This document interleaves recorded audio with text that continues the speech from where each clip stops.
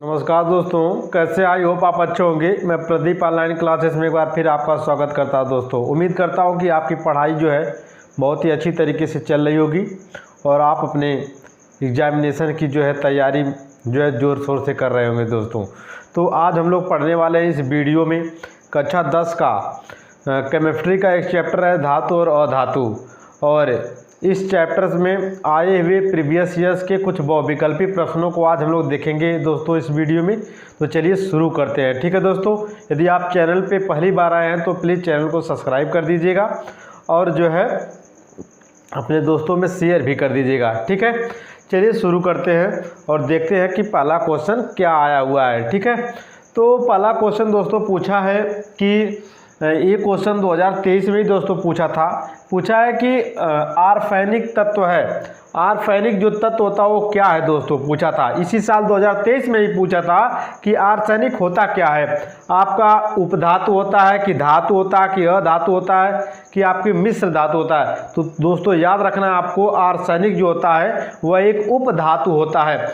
और यही क्वेश्चन नहीं, इससे संबंधित और भी क्वेश्चन आप जो है सॉल्व कर सकते हैं। ठीक है, इस साल तो आर्सेनिक पूछ दिया दोस्तों, लेकिन अगले साल आपको 2024 में कुछ और पूछ सकता है। तो आप याद रखिएगा, उपधातु में मेन रूप से 3 ही तत्व आते हैं। ठीक है, ये तीनों तत्व आपको याद होना चाहिए दोस्तों। जैसे उपधातु है, उपधातु में एक तो आता है आपका आर्सेनिक, जो अभी पूछा है सवाल में कि आर्सेनिक होता क्या दोस्तों।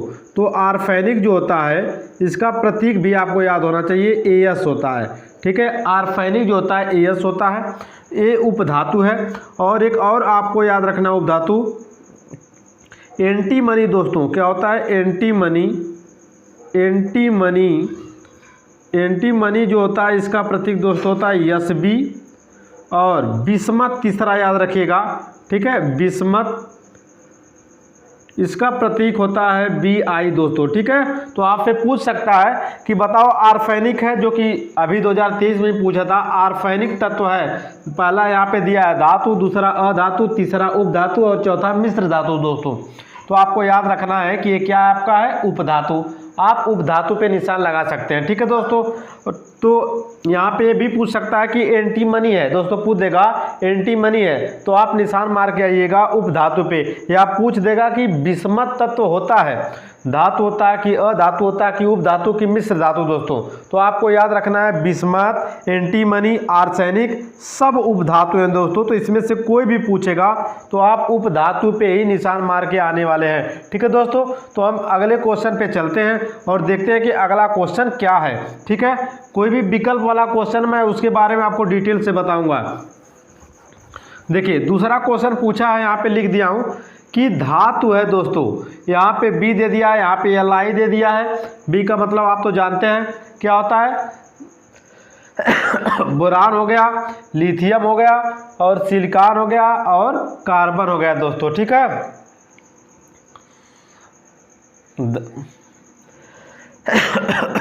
ठीक है दोस्तों, क्या पूछा है यहाँ पे, बोरान दे दिया है, लिथियम दे दिया है और आपका सिलिकॉन दे दिया है और कार्बन दे दिया है। ठीक है दोस्तों, और आपसे पूछ रहा है कि धातु कौन सा इसमें है। तो धातु आपका होगा यहाँ पे लिथियम होगा। क्या होगा दोस्तों, इसका विकल्प क्या है, लिथियम वाला आपका सही होगा। क्यों, क्योंकि धातु की परिभाषा तो यही होती है कि वे तत्व जो किसी रासायनिक अपक्रिया में एक या एक से अधिक इलेक्ट्रॉनों को त्याग करके धनायन बनाते हैं दोस्तों। अगर आप करने जाएंगे इलेक्ट्रॉनिक विन्यास से पता करेंगे कि जिस तत्व के बाहरी कोश में या तो 1 इलेक्ट्रॉन होता है, 2 या 3 इलेक्ट्रॉन होते हैं, वो आपके धातु कहलाते हैं दोस्तों। या तो इस तरह आप पता कर सकते हैं कि कोई भी तत्व होता है उसका बोरबरी से आप इलेक्ट्रॉनिक विन्यास कर दीजिए और बाहरी कोश में आपको या तो 1 इलेक्ट्रॉन या तो 2 इलेक्ट्रॉन या फिर 3 इलेक्ट्रॉन मिल जाए तो आप कह देंगे ये धातु है। लेकिन आप नाम से भी पहचान सकते हो दोस्तों। तो जैसे जिस धातु का आप नाम ले रहे हैं उसके अंत में म आए दोस्तों, तो आप कह सकते हैं ये धातु है। ठीक है, तो जैसे आपका सोडियम आ जाए, क्या आ जाए दोस्तों, जैसे सोडियम आ जाए तो आपसे पूछा जाएगा ये सोडियम धातु है कि अधातु। हालांकि आप इलेक्ट्रॉनिक विन्यास करके जान सकते हैं, लेकिन आपको जल्दबाजी में करना हो, जल्दी से करना हो विकल्प वाला क्वेश्चन। देखिए सोडियम म आ गया, एल्यूमिनियम, एल्यूमिनियम, ठीक है। एक ट्रिक है दोस्तों ये एल्यूमिनियम। अगर आपसे पूछा जाए एल्यूमिनियम क्या होता है तो आप कहेंगे ये भी धातु है। कह दिया जाए कि मैग्नीशियम, ठीक है, मैग्नीशियम, मैग्नीशियम, तो इसके भी लास्ट में म आ रहा है दोस्तों, ठीक है। तो ये आपके जैसे कह दिया जाए आपका कैल्शियम, क्या कह दिया जाए, कैल्शियम, लिथियम, कैल्शियम, ठीक है। तो अधिकांश आप जो है, सबके लिए तो लागू नहीं होगा, लेकिन अधिकांश जो है आप धातु को पहचान सकते हैं कि म आ जाए जिसके लास्ट में तो वो आपका धातु कहलाएगा, ठीक है।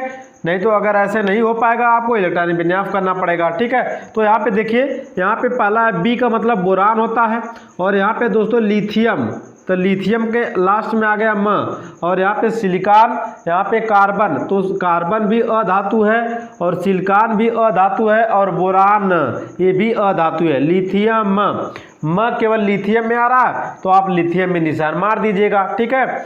तो जिसके लास्ट में जो म शब्द जो आ जाए अक्षर तो आप उसे धातु कह दीजिएगा, ठीक है। तो एक क्वेश्चन आपका पूछ देता है कि धातु है, तो इस तरह आप पहचान सकते हैं, या तो फिर आप इलेक्ट्रॉनिक विन्यास से आप जानिए, ठीक है। तो ये दूसरा हो गया क्वेश्चन दोस्तों। और तीसरा क्वेश्चन पूछा था आपका, तीसरा क्वेश्चन दोस्तों पूछा कि अधातु है। इसमें तो पूछा था 2022 का ही क्वेश्चन था और 2022 का ये भी क्वेश्चन है। इसमें पूछा था धातु क्या है, अब अगला वाला में पूछ रहा है कि अधातु क्या है। तो इसको पढ़िए ना दोस्तों, यहाँ पे लिखा है के का मतलब होता है कैल्शियम, सॉरी पोटेशियम, के का मतलब क्या होगा, पोटेशियम, म, देखिए म आ रहा है तो ये तो धातु हो गया। हमसे पूछा अधातु, कैल्शियम, सॉरी ये क्या हो गया, पोटेशियम, म आ रहा है तो ये धातु है। हमसे पूछ रहा है धातु तो ये नहीं होगा। यहाँ पे फ्लोरीन, ठीक है, फ्लोरीन होगा आपका आंसर, लेकिन आगे भी देखिए, एल्यूमिनियम, एल्यूमिनियम ये धातु है, सोडियम ये भी धातु है, यानी पोटेशियम ये भी धातु है, यानी फ्लोरीन में आपका म नहीं आ रहा, तो इसका विकल्प कौन सा सही होगा, फ्लोरीन सही होगा, क्योंकि अधातु है दोस्तों, ठीक है। यही आपका फ्लोरीन होगा, क्योंकि ये पोटेशियम, एल्यूमिनियम, सोडियम सबके लास्ट में म आ रहा तो सब आपके धातु हैं। तो इस तरह से आप पता कर सकते हैं। अगला क्वेश्चन पूछा कि निम्न में क्षार धातुएं, ठीक है दोस्तों, क्षार धातुएं कौन सी होती हैं। जैसा कि आप जो है अभी जो है तत्वों का वर्गीकरण वाला चैप्टर नहीं पढ़े हैं, लेकिन आपको बता दे रहा हूँ, जब आप पढ़ेंगे तो एक होता है यहाँ पे फर्स्ट ए समूह दोस्तों होता है, ठीक है, और यहाँ पे होता है सेकेंड ए समूह। तो फर्स्ट ए समूह के जितने एलिमेंट आते हैं वो क्षार धातुएं कहलाते हैं, और सेकेंड ए में जितने एलिमेंट आएंगे, धातु आएंगे, वो क्षारीय मृदा धातुएं कहलाती है दोस्तों।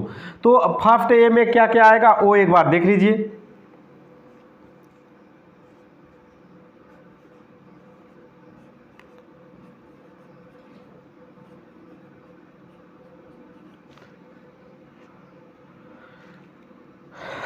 शायद आपको दिख नहीं रहा तो इसको जो है मैं ऊपर ही यहाँ पे क्वेश्चन को लगाता हूँ, ठीक है, नहीं तो मैं आपको थोड़ा से साइड में हट जाता हूँ ताकि आपको दिखाई दे अच्छे से, ठीक है। यहाँ पे मैं लिख दे रहा हूँ, इसको मिटा दे रहा हूँ। जो फर्स्ट आपका जो फर्स्ट ए होता है एलिमेंट, उसमें क्या क्या आते हैं आपको याद होना चाहिए, हाइड्रोजन, ठीक है दोस्तों, आपका उसके बाद लिथियम, और आपका फिर उसके बाद सोडियम, फिर उसके बाद पोटेशियम, रुबिडियम, सीजियम और फ्रांसियम, ठीक है, सीजियम और फ्रांसियम, ये आप याद रखिएगा। तो इतना एलिमेंट जो होते हैं फर्स्ट ए में आते हैं दोस्तों, ठीक है, याद रखिएगा।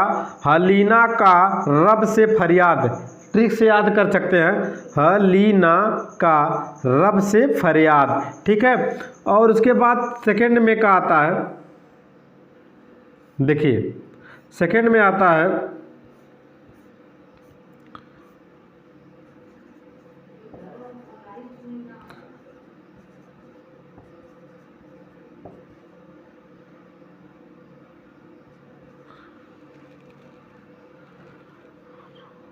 देखिए, ठीक है, सेकेंड ए में आ गया। आपको इतना ही याद रखना है। आपसे पूछेगा कि निम्न से क्षार धातुएं क्या हैं, तो जो फर्स्ट ए होता है ना दोस्तों, हलीना का रफ़े फरियाद, तो ये जो एलिमेंट होते हैं ये आपके कहलाते हैं क्षार धातुएं। इसमें जो धातुएं होती हैं तो ये क्षार धातुएं कहलाएंगी। क्या कहलाएंगी दोस्तों? क्षार धातुएं, क्षार धातुएं, ठीक है। और बाकी ये जो सेकेंड ए होगा इसमें के जो धातुएं हैं beryllium, magnesium, calcium, strontium, barium, radium, ये सब धातुएं जो है क्षारीय मृदा धातुएं कहलाएंगी, ठीक है। क्या कहलाएंगी? क्षारीय मृदा धातुएं, ठीक है। आपको इतना बस देखना है दोस्तों। तो यहाँ पे सवाल में पूछा है, यानी आपका हाइड्रोजन, लिथियम, सोडियम, हालांकि हाइड्रोजन का आवर्त सारणी में स्थान स्थित नहीं है, निश्चित स्थान नहीं इसका, तो ये अपवाद के रूप में माना जाता है। लेकिन lithium, sodium, potassium, lithium, sodium, potassium को अच्छे से याद रखिए। कभी कभी ये तीन एलिमेंट एक साथ दे देते हैं विकल्प में, ठीक है। तो hydrogen, lithium, sodium, potassium, rubidium, caesium और फ्रांसियम जितने क्षार धातुएं हैं, ठीक है। और beryllium, magnesium, calcium, strontium, barium और रेडियम जो दोस्तों हैं ये क्षारीय मृदा धातुएं हैं। अब आप सवाल देखिए, क्वेश्चन क्या पूछा? निम्न में क्षार धातुएं हैं, क्षार धातु है, धातुएं नहीं होगा, धातु है, क्षार धातु है। कौन सा क्षार धातु है? देखिए सोडियम पहले ही मुझे दिख गया, और फर्स्ट ए में देखिए सोडियम है, हाँ सोडियम है, और Fe है, Mg है, Au है, ये सब नहीं है दोस्तों।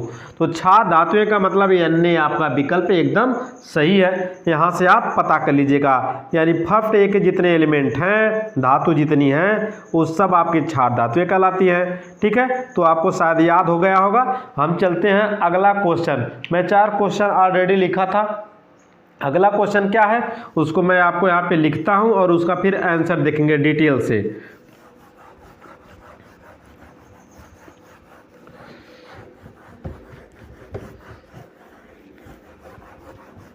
ठीक है दोस्तों, 4 क्वेश्चन आपको जो है समझ में आया होगा। अब हम लोग अगला क्वेश्चन देखते हैं, और इस वीडियो में आपको लगभग 15-16 क्वेश्चन बताने वाला हूं दोस्तों। अगला क्वेश्चन पूछा है पूछा दोस्तों कि फफोलेदार तांबे में कॉपर की प्रतिशत मात्रा होती है।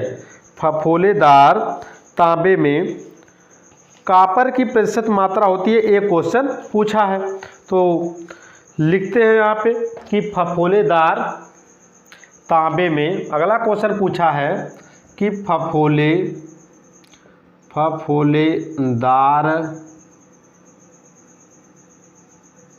तांबे, तांबे का मतलब कॉपर, ठीक है। फफोलेदार तांबे में कॉपर की, कॉपर यानी Cu कॉपर की प्रतिशत मात्रा होती है।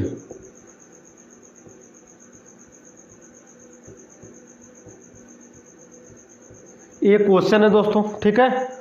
और इसका विकल्प दिया है आपका यहाँ पे 98%, और दूसरा विकल्प है 2%, और तीसरा दे दूँ आपको यहाँ पे मान लीजिए 30%, और यहाँ पे डी में दे दूँ आपको मान लीजिए 70%, ठीक है। एक क्वेश्चन है कि फफोलेदार तांबा जो होता है उसमें कॉपर की प्रतिशत मात्रा कितना होती है दोस्तों। तो याद रखिए कॉपर की जो मात्रा होती है वो 98% होती है दोस्तों। कितनी होती है? 98% तो शुद्ध हमको कॉपर मिल जाता है, और केवल 2% अशुद्धियाँ मिलती है दोस्तों। तो अशुद्धियाँ कितनी होती हैं? केवल 2%। तो 2% निकल गया तो हमारा शुद्ध कॉपर कितना मिल जाएगा? 98%। तो एक क्वेश्चन आपको 2 प्रकार से पूछ सकता है। पूछेगा कि फफोलेदार जो तांबा होता है उसमें अशुद्धियाँ क्या % होती है, तो अशुद्धियाँ आप 2% कहेंगे, और शुद्ध कॉपर कितना मिलता है? 98% दोस्तों। तो याद रखिएगा, सवाल में पूछा कि फफोलेदार तांबे में कॉपर की प्रतिशत मात्रा, ना कि अशुद्धि की मात्रा पूछा है। कॉपर की पूछा है तो आप 98% मारेंगे, अगर अशुद्धि की पूछेगा तो 2% अशुद्धियाँ होती हैं। तो इन दोनों जो है 2 प्रकार के प्रश्न यहाँ से बन सकते हैं, तो आप अच्छे से इसको समझ लीजिएगा कि फफूलेदार जो तांबा होता है उसमें कॉपर की कितनी प्रतिशत मात्रा होती है, तो दोस्तों 98% होती है, और अशुद्धियाँ कितनी होती है, 2% होती है। उम्मीद करता हूँ कि क्वेश्चन आपको समझ में आया होगा। तो अब हम लोग चलते हैं नेक्स्ट क्वेश्चन पे और देखते हैं कि अगला क्वेश्चन क्या है।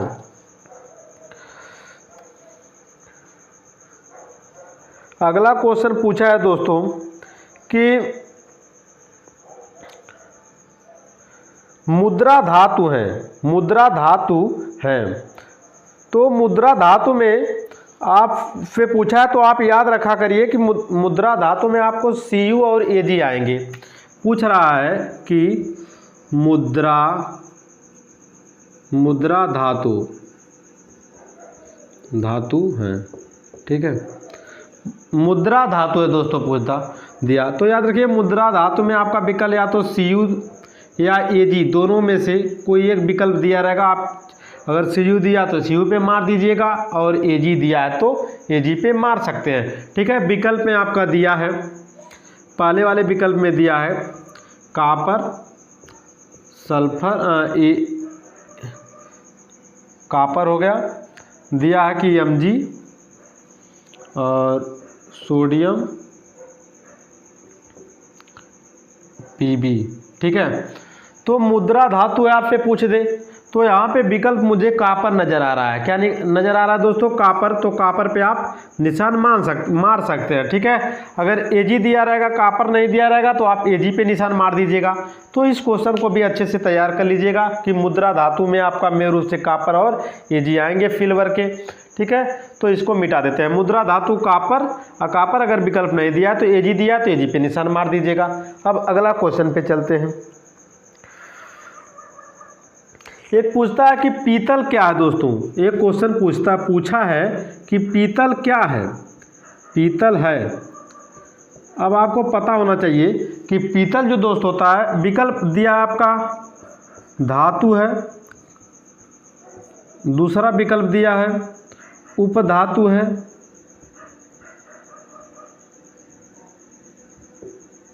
उपधातु है, और तीसरा विकल्प दिया है मिश्र धातु है, मिश्र धातु है, ठीक है, और चौथा विकल्प है अधातु, अधातु, अधातु दिया दोस्तों। तो याद रखिए कि पीतल जो होता है एक मिश्र धातु होता है। पीतल का निर्माण कॉपर और जिंक धातु से होता है दोस्तों। याद रखिएगा पीतल किससे मिलकर बना होता है, कॉपर Cu और व जड़यन यानी जिंक, कॉपर व जिंक धातु से ही पीतल का निर्माण होता है। तो दो धातुएं मिल गई एक निश्चित अनुपात में तो वो मिश्र धातु बना लेती है, ठीक है दोस्तों। तो याद रखिएगा पीतल क्या है, एक मिश्र धातु है, और पीतल कॉपर तथा जिंक धातु का क्या होता है, मिश्रण होता है, ठीक है। उम्मीद करता हूँ आप समझ में आपको आया होगा कि पीतल क्या है, एक मिश्र धातु है, और पीतल का निर्माण कॉपर व जिंक से होता है, ठीक है। इसको मिटाते हैं, नेक्स्ट क्वेश्चन पे चलते हैं। सॉरी,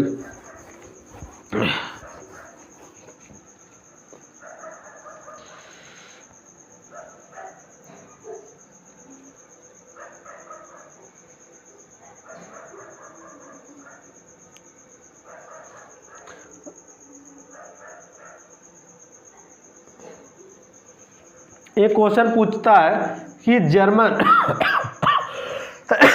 कि जर्मन जो सिल्वर होता है, जर्मन सिल्वर में कौन सी धातु नहीं पाई जाती है, जर्मन सिल्वर में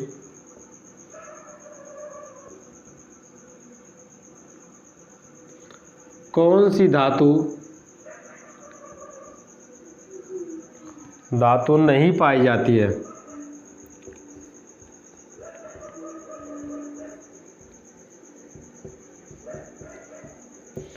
ये क्वेश्चन है और आपको आपका विकल्प है पहला Ag, Ag का मतलब सिल्वर, और दूसरा है कॉपर, और तीसरा है जिंक, और चौथा है निकिल, ठीक है। एक बार देख लेते हैं क्या क्या दिया है।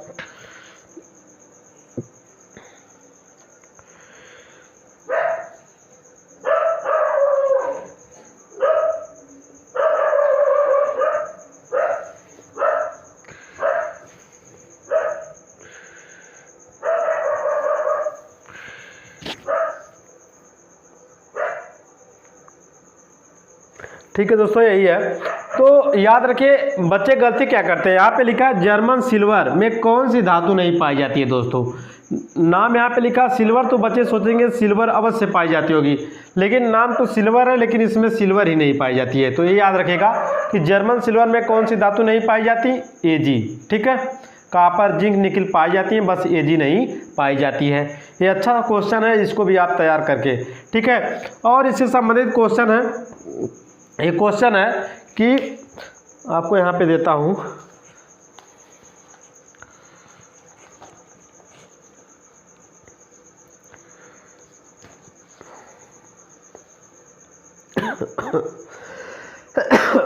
अगला क्वेश्चन दिया है, फिर वही क्वेश्चन पूछ दिया कौन सी धातु है कौन अधातु है। दोस्तों तो वही आपको जो बताया था वैसे ही आपको लगाना रहेगा। जिसके लास्ट में म आ जाए वो धातु होगा, जिसके लास्ट में म नहीं आएगा तो वह अधातु होगा। ठीक है, एक क्वेश्चन और पूछा कि क्षार धातुएं हैं। दोस्तों यहाँ पे क्षार धातुएं हैं, क्षार धातुएं हैं। देखिए तीन धातुएं एक साथ दिया है। पहला वाला विकल्प दिया है आपका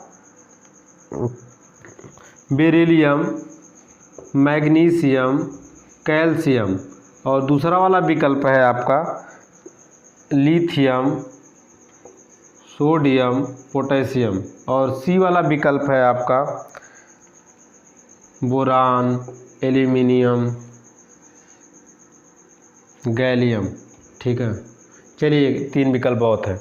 तो क्षार धातुएं मैंने आपको बताया था कि प्रथम समूह के जितने धातुएं होते हैं उसे क्षार धातुएं कहते हैं। तो याद करिए यही मैं बताया था आपको।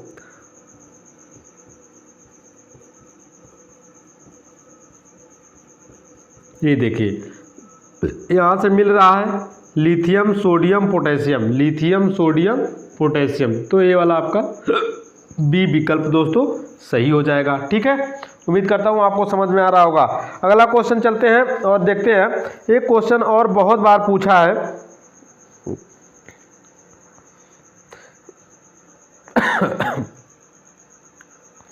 कि निम्न में से कौन सी धातु अम्ल से हाइड्रोजन विस्थापित नहीं करती है। ठीक है, पूछा है कि निम्न में से कौन सी ऐसी धातु है जो हाइड्रोजन गैस है अम्ल से अपक्रिया करके हाइड्रोजन गैस मुक्त नहीं करती है। और यहाँ से इस टॉपिक से बहुत सवाल आते हैं। ठीक है, ये विद्युत रासायनिक श्रेणी पे आधारित टॉपिक है। निम्न में से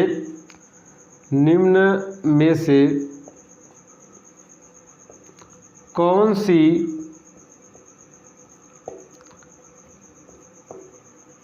सी धातु अम्ल से अपक्रिया करके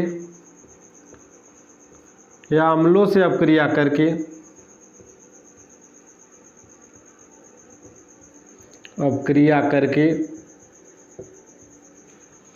ठीक है हाइड्रोजन गैस मुक्त नहीं करती है। हाइड्रोजन गैस अभी सवाल में मुक्त नहीं करती है, आपसे पूछ लेगा किसी सवाल में कि कौन सी धातु है हाइड्रोजन गैस मुक्त करती है, और यहाँ पे तो पूछा कि कौन सी नहीं करती है। ठीक है, तो इस कॉन्सेप्ट को आपको क्लियर होना चाहिए। नहीं करती है, आपके पास विकल्प है, विकल्प दिया दोस्तों Fe। ठीक है, दूसरा विकल्प दिया है इसका Fe के बाद Zn, और तीसरा विकल्प है इसका Zn के बाद Cu है, और चौथा विकल्प है दोस्तों Mg। ठीक है, यही आपको बताना है। और ये क्वेश्चन 2014, 15, 20 ठीक है लगातार पूछा है दोस्तों। 14 में भी पूछा, 15 में भी, 20 में भी पूछा। ठीक है, तो इसको हम लगाएंगे कैसे, हम रट के नहीं लगा सकते इस सवाल को। ठीक है, निम्न में से कौन सी धातु अम्लों से अपक्रिया करके हाइड्रोजन गैस मुक्त नहीं करती है, ये पूछ रहा है नहीं करती है। उत्तर तो इसका कॉपर हो जाएगा दोस्तों। ठीक है, मुझे तो पता है लेकिन आप इसको रट के नहीं कर सकते। ठीक है, तो इसके लिए आपको विद्युत रासायनिक श्रेणी में दोस्तों जितने धातु होती हैं 23 धातुएं होती हैं उनको आपको क्रम से याद होना चाहिए। ठीक है, तो मैं लिखता हूँ यहाँ पे विद्युत रासायनिक श्रेणी में जितने धातुएं हैं मैं इन सबको क्या करता हूँ बारी बारी से लिखता हूँ। तो देखिए यहाँ पे नीचे ऐसे नहीं लिखूंगा। ठीक है, ऐसे नहीं लिखूँगा क्योंकि दिखाई नहीं देगा आपको, तो यहाँ पे चलिए अच्छा लिख ही देता हूँ। यहाँ पे होता है लिथियम, सबसे पहले लिथियम होता है, ठीक है। उसके बाद के होता है लिथियम,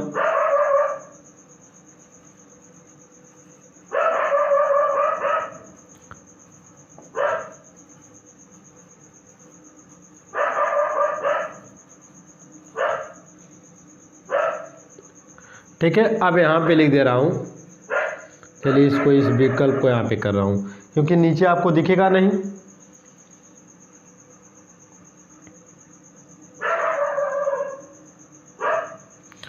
हाँ,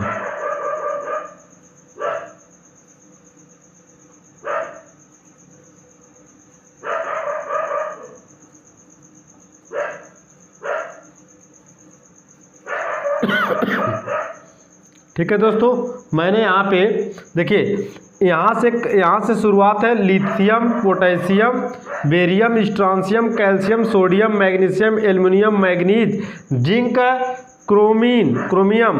उसके बाद मेरे पास जगह नहीं थी, नहीं तो दोस्तों ये सारे धातु इसके नीचे हैं, ठीक है, इसको याद रखेगा। यहाँ पे आपका Cr के बाद आएगा नीचे आपका आयरन, कैडमियम, कोबाल्ट, निकिल और टिन हो गया। यहाँ पे Pb हो गया लेड, ये हाइड्रोजन है, Cu है, कापर, Hg, ठीक है, जिसे पारा बोलते हैं, मरकरी है, Ag का मतलब है चांदी, ठीक है, चांदी हो गया। अब उसके बाद ये Pt का मतलब प्लेटिनम है, Au का मतलब सोना है, ठीक है। विद्युत रासायनिक श्रेणी में इतनी धातुएं आती है दोस्तों, तो याद रखिएगा कि हाइड्रोजन से, देखिए यहाँ पे लिखा है हाइड्रोजन, ठीक है, तो हाइड्रोजन से नीचे की जो धातुएं आती है दोस्तों, इतना आप याद बस रखिएगा, ठीक है। हाइड्रोजन विद्युत रासायनिक श्रेणी में या सक्रियता श्रेणी में हाइड्रोजन से नीचे की धातुएं अम्लों से अपक्रिया नहीं करती हैं, यानी वो हाइड्रोजन गैस मुक्त नहीं करेंगी। बाकी सारी धातुएं जो हाइड्रोजन से ऊपर की है सब अम्लों से अपक्रिया करके हाइड्रोजन गैस मुक्त करेंगी, ठीक है। तो ऐसे क्वेश्चन बहुत आते हैं कि कौन सी धातु जो है अम्लों से अपक्रिया करके हाइड्रोजन गैस मुक्त करती है, कौन सी धातु नहीं। तो याद रखिएगा, यहाँ पे मैंने लिख दिया Cu, Hg, Ag, Pt, Au, ये हाइड्रोजन अम्लों से अपक्रिया नहीं करती है दोस्तों, ठीक है, अम्लों से अपक्रिया नहीं करती है।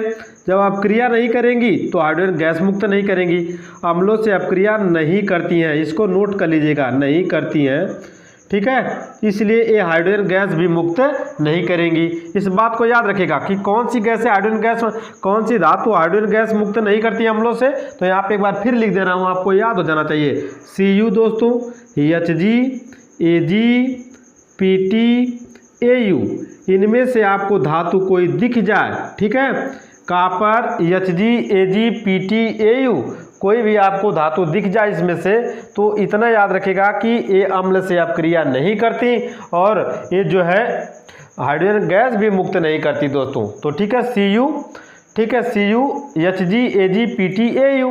अब देख लीजिए विकल्प में, विकल्प निम्न से कौन सी धातु अम्लों से अपक्रिया करके हाइड्रोजन गैस मुक्त नहीं करती।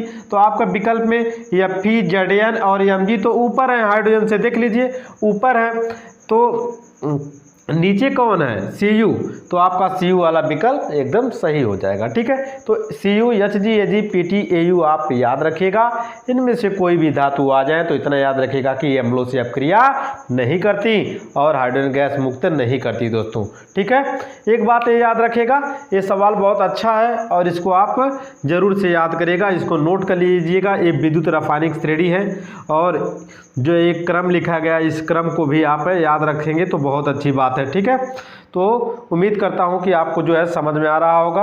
और एक और क्वेश्चन पूछता है कि कौन सी ऐसी धातु है, कौन सी ऐसी धातु है जो विद्युत व उष्मा की, जो है विद्युत व उष्मा की कुचालक होती है। तो याद रखेगा, विद्युत व उष्मा की कुचालक जो होती है एक धातु है जिसका नाम होता है आपका सीसा, पीबी याद रखेगा। जो सीसा होता है उसमें विद्युत धारा प्रवाहित नहीं होती है, तो याद रखेगा कि वो धातु आपकी कौन सी है, आपका पीबी है। पूछता है कि कौन सी ऐसी धातु है जो द्रव अवस्था में पाई जाती है, कौन सी एकमात्र ऐसी धातु है जो द्रव अवस्था में पाई जाती है। तो आप कह सकते हैं कि पारा, जिसका प्रतीक होता है Hg। अगर ये पूछ देगा कौन सी ऐसी अधातु है, जो द्रव अवस्था में पाई जाती है, तो आपका जवाब आना चाहिए दोस्तों ब्रोमीन। ठीक है, कौन सी ऐसी अधातु है जो द्रव अवस्था में पाई जाती है, तो ब्रोमीन। ठीक है, तो ऐसे क्वेश्चन आपको याद होना चाहिए। तो उम्मीद करता हूं कि आपको सारे क्वेश्चन समझ में आए होंगे। ठीक है दोस्तों, तब तक के लिए आप जो है अपना ख्याल रखिए, मस्त रहिए और अपनी पढ़ाई को जो है अच्छी तरीके से जारी रखिए। ठीक है, तब तक के लिए जय हिंद, जय भारत।